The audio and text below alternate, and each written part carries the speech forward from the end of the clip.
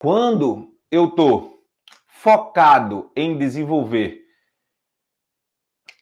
o entendimento do meu paciente com estalidos, eu começo a entender que o estalido não é só o disco, o estalido não é só puramente uma disfunção articular. Olha só, quando a gente vai falar de estalidos, a gente tem que falar nada mais nada menos do que do temporal, tá aqui, nosso osso temporal, mas também a gente precisa entender que esse temporal ele está conectado com a nossa mandíbula.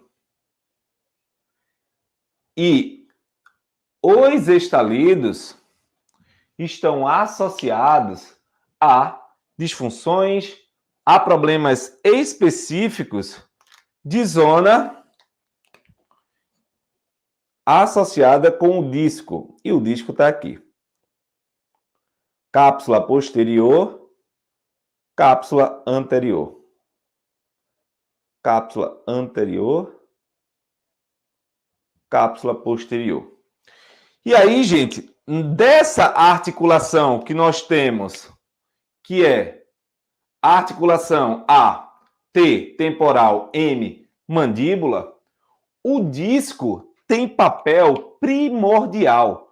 O disco tem papel de trazer função para essa articulação.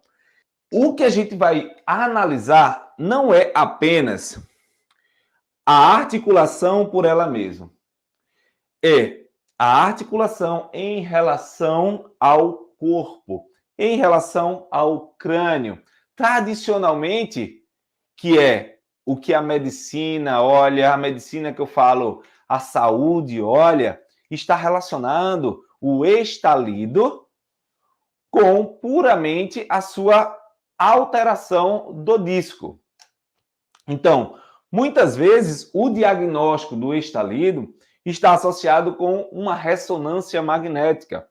E aí, você vai, muitas vezes, para um dentista, o dentista pede uma ressonância que vai verificar, o disco está anteriorizado, o disco está medializado, o disco está posterior. E essas são características importantes, tá? Mas só tem um detalhe, que o fato do disco estar anteriorizado, medializado, não vai colocar categoricamente você de frente para a causa verdadeira do problema. Vai colocar você apenas sabendo que tem uma alteração articular. Mas o que levou a essa articulação, você não sabe. O que causa o estalido, finalmente?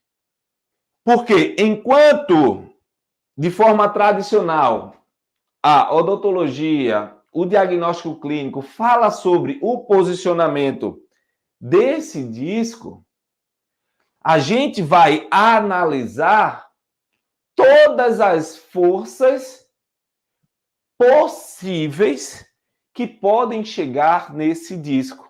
Então, o que eu quero falar aqui hoje é sobre isso.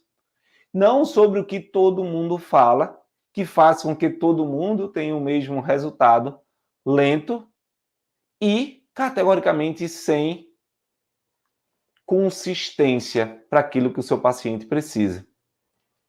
Diante disso, hoje, que talvez você mesmo aí assistindo como profissional, se nós abrirmos a boca e fechar, possa sentir estalidos.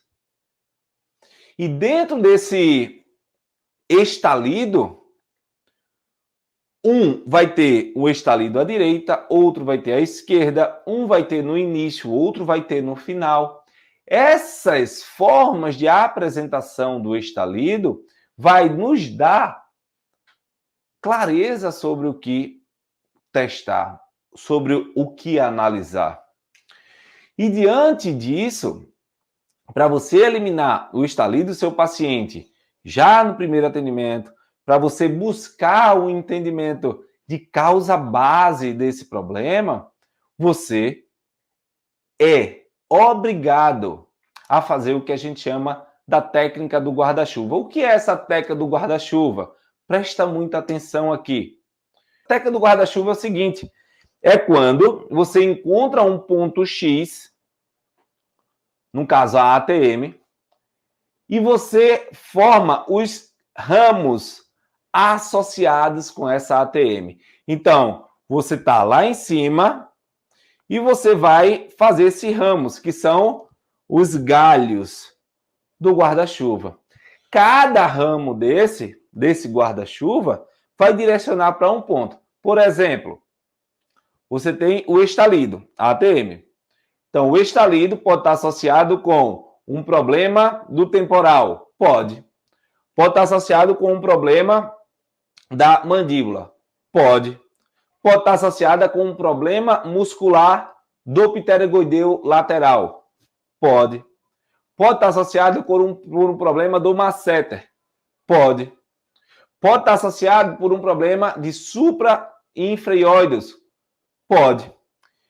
Quando eu faço essa técnica do guarda-chuva, eu direciono o nosso entendimento para esses pontos. E agora eu vou analisar cada um desses pontos relacionados com meus pacientes.